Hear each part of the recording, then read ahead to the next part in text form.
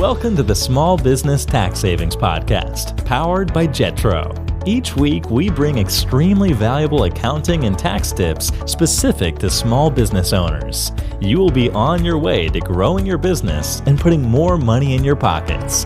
Here's your host.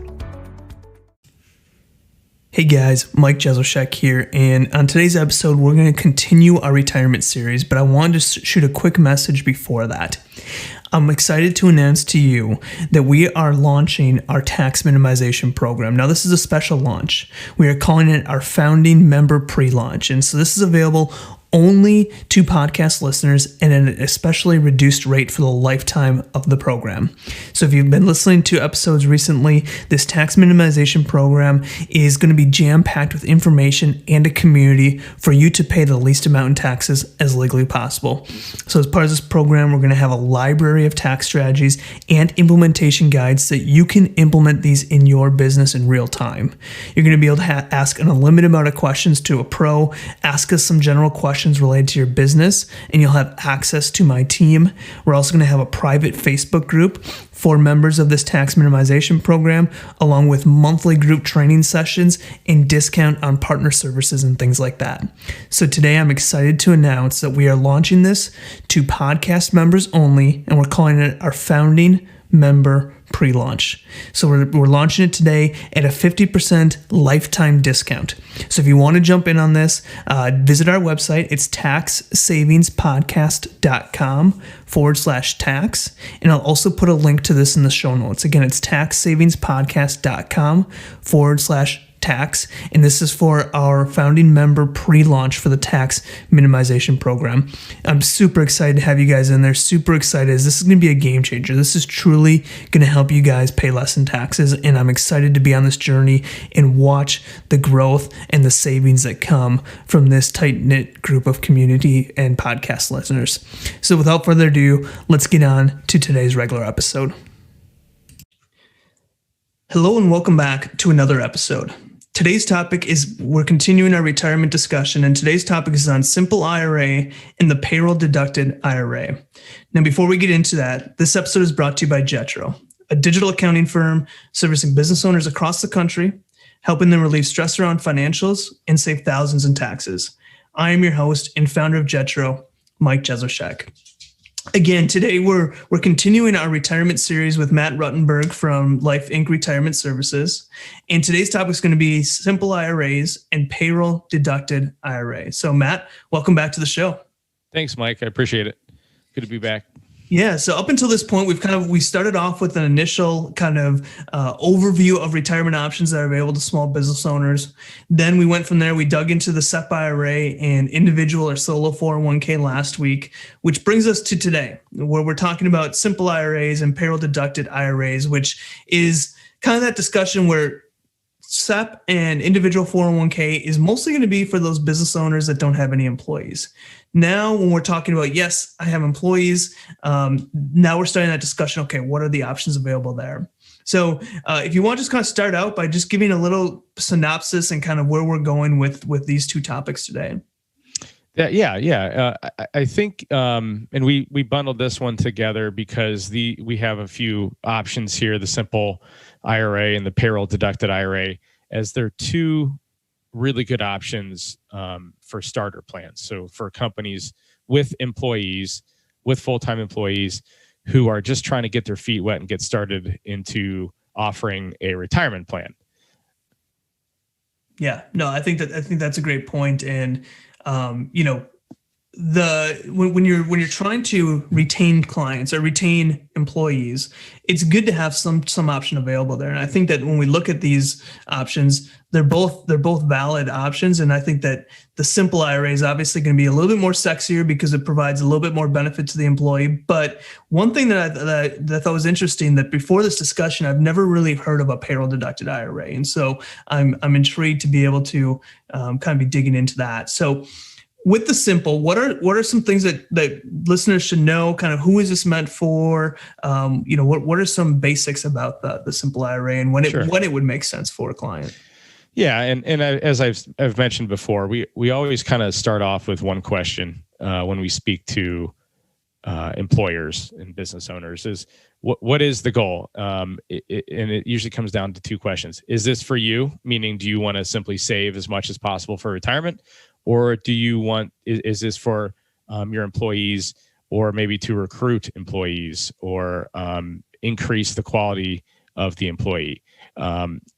These two options, and the simple is where I think we should start is the latter of those two, where not necessarily trying to maximize their retirement savings, but they wanted to start offering something to increase the recruitment, or increase how they look to in the eyes of their recruiting employees from their competitors, if you will. So simple IRA is extremely well known, and it's just that. It's very simple.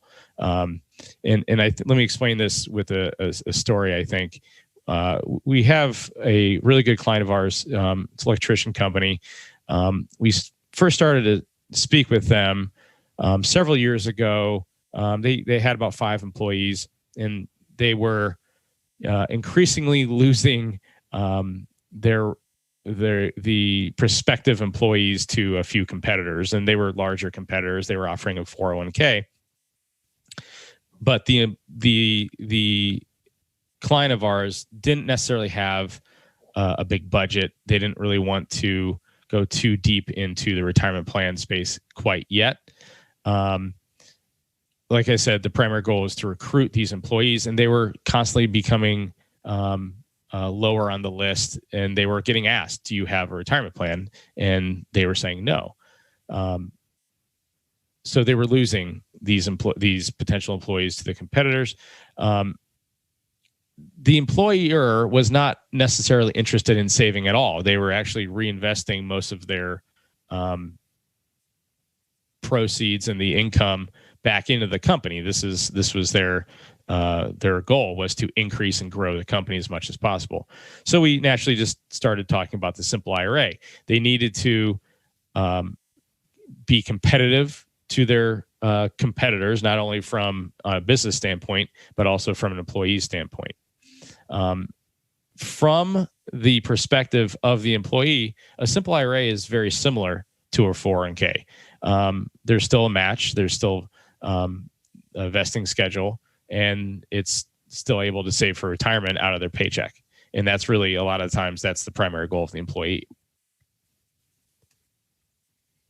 Makes sense.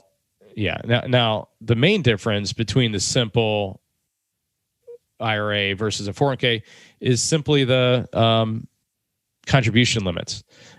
You're capped at a lower amount with the simple IRA. It's $13,500 right now versus $19,500 in the 401k. But since the employer wasn't necessarily contributing yet, it didn't really matter in this case. The employees, if they wanted to go over that $13,500 level, they could most likely just start an IRA or a Roth IRA on their own, on the side, if they wanted to increase their contributions. But the other main difference here is that it doesn't require any administration at all. It is primarily an investment vehicle for the employees, where a match is provided. Now, I don't want to go too far into that discussion because we're going to talk about that down the road. But since there's no administration needed, there's no out-of-pocket costs for the employer. Only the match is what's required. Yeah, and I think that's a key point to think about, because we had a client like this that had a 401k set up that had like 3 employees, and each employee was contributing maybe 3%, 4% with a match. And they were putting more money, they were spending more money on fees for this specific client, was spending more money on fees for the 401k than they were almost contributing to the 401k. And so they said, this doesn't make sense in this situation, but we still want to have an option available. And that is when they actually went from a 401k down to a simple IRA, just because it provided the same benefit. They didn't have a bunch of employees maxing out their 401k. They were still able to offer a match. And so that's, a good example when you talk about fees and it being fairly cost effective. That was an example. We saw a client actually make that move from a 401k to a simple, which I think is a move you typically don't see, but they just jumped in or got sold on a 401k probably before they their company actually needed it. Yeah, sometimes a safe harbor 401k is the default option when people think of a retirement plan for their employees, and I am a believer that you should start small and then increase, just because from the view of the participant or the employee, it's better to increase than decrease if that ever comes to it. But since this is a very similar matching schedule compared to a safe harbor 401k, then there probably wasn't much missed on that at all. And just to cover those contribution limits real quick, you have two options with the safe harbor with the simple IRA. One is you can do a 2% contribution to everybody, whether they contribute or not, or you can do a 3% match to only those who participate. That is an instant vesting, which means that if they ever left the company, they could take that with them along with their own contributions. But those are the two, and they're very, very close to a safe harbor 401k contribution limit. Yeah, makes sense. So you either have 2% to every employee no matter what, or a 3% contribution match is your option. That's right. That's right. And if you want to do 4% with the simple, you just can't. Yeah. So that's right. So these are pre-approved matching investing schedules that allow you, and the employer in this situation could max out at the $13,500 if they wanted to, but these are pre-approved, preset schedules for matching investing. Got it. Makes sense. Now, with the simple, is there any kind of year-end forms, anything like that need to be filed, or is it just you make the contributions and you move on? And that's the beauty of the simple IRA, is that it's very simple. There is no 5,500. There's no annual testing. It's very simple to put together, and it is considered a group plan, but it takes away that administration cost and any confusion that comes with it. Makes sense. So that's kind of, I think that's a great background about the simple IRA when it makes sense. And like you kind of mentioned, a simple IRA, I think if you're starting a business out and you're not sure where it's going to go, obviously you're starting a business, you're expecting this thing to grow and turn into the next greatest thing. But as far as a retirement plan, it might not be necessarily to rush into that next greatest thing until you've gotten to that point. And I think that's where maybe starting out with a simple IRA, if that makes sense, when you have enough employees, when you have more employees wanting to max out, you want to be more creative, you want to save for yourself a little heavier. That's when you can say, okay, let's explore transition into a traditional 401k or some type of other plan outside of the simple. That's absolutely right. Yep. Starting small and increasing is viewed a lot better from the employee's perspective than having to cancel or even lower sometimes into a lower level plan. Makes sense. Now, so that's the simple. One thing that we talked about at the beginning, or the other item that we wanted to talk about in this episode, was the payroll deducted IRA. And as I kind of mentioned, this is something that I haven't really seen before, but I think it's a great option, especially when we're going along these lines of, we have employees that want to save for retirement. What are some easy options for us to be able to offer something to them to potentially stay competitive as we're looking to retain talent? So give a synopsis, kind of what is this payroll deducted IRA? Yeah. And honestly, this is I actually kind of have a funny story about this. The most recent one we've set up, we actually stumbled across it by accident. We had someone looking, and this was a marina where they didn't offer anything at the moment, but they wanted to bring somebody in, a new employee, and the employee wasn't really looking for a retirement plan. That wasn't their priority at the time, but they were looking to roll over some funds from an old 401k into something that was with the new company. So the employer was simply taking that extra step to try to find a solution for them. And we started talking about this payroll deducted IRA scenario where I love to look at this as a placeholder. A payroll deducted IRA is a placeholder for companies who aren't ready to spend money on a match or have that administration cost. It's a placeholder where it allows the employees to save, an easy way to save for retirement through their paycheck instead of coming out of their checking account. And we spoke in the first episode about this, where there's a psychological barrier when people are just kind of getting started saving for retirement.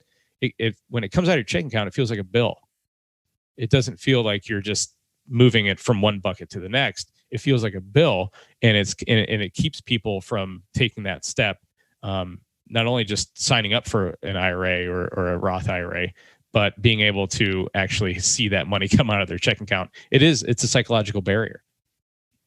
Yeah, no, I think I love it. And I think it's a great idea. So when we look at what are the options, I think, if you want to really scale back and say, hey, you're not offering anything right now, and maybe you don't want to make contributions on the employer side, this might be a great option to start. And then we can grow into a simple, and then we can grow into whatever that next step is. But this is better than nothing. I always say there's, offering nothing is never a good option, but this is better than nothing, where, you're still not, it's not costing you as the employer anything, but you're still providing a potential benefit or option or vehicle for your employees to save for retirement should they wish. Yeah. And this isn't an actual retirement plan. So it's not viewed in the eyes of the IRS as a group plan.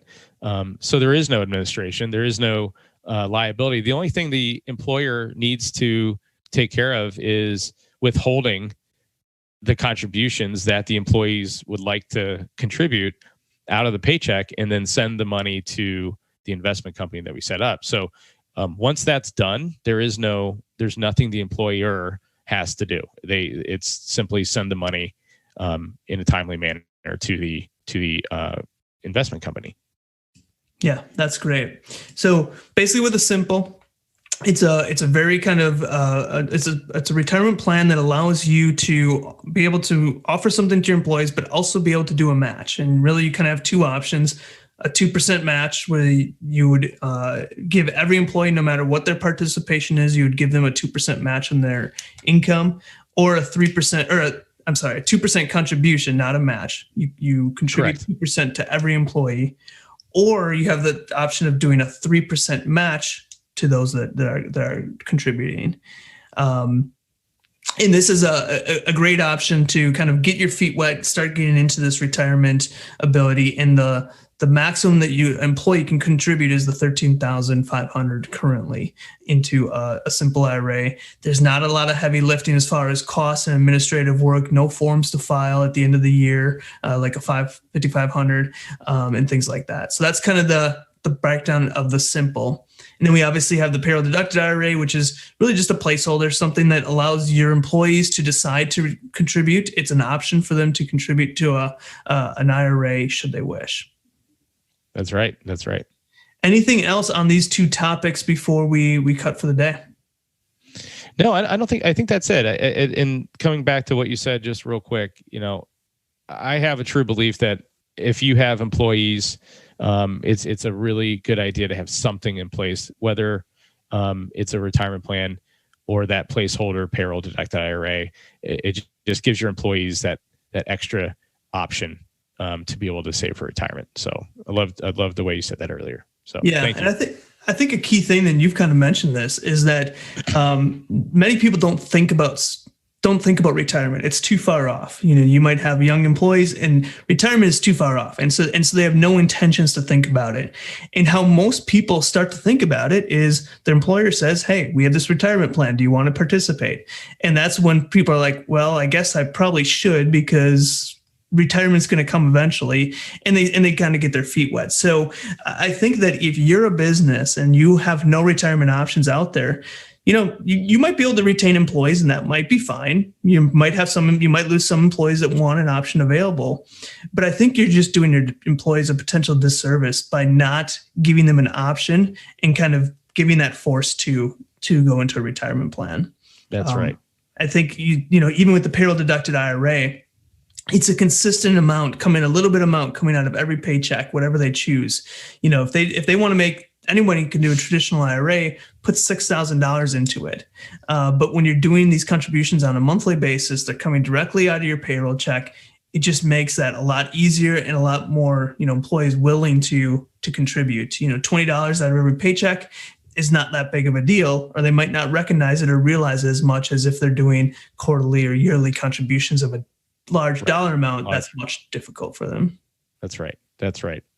Awesome. Well, again, this was just a continuation of our retirement series. We've talked about kind of an overarching options available, dug deep into the SEP IRA and the individual or solo 401k. Today, we've talked about the simple IRA and payroll deducted IRA. And I'm going to include in the show notes some links to both of these and a link to a blog post about these. So if you want to get into more details, want to get into more of the nitty gritty of these plans, you can dig deeper there. We just didn't want to bore you on this episode. So next episode, we're going to be talking about the traditional 401k. Again, continuing this discussion about retirement options that are available to small business owners. If you've missed any previous episodes, check them out. And I'm also going to have Matt's information in the show notes as well, should you want to reach out to him about starting some type of plan as well. So Matt, just want to thank you again for joining us on another episode. Thanks, Mike. I appreciate it. Awesome. Thanks, listeners. We will see you guys next week.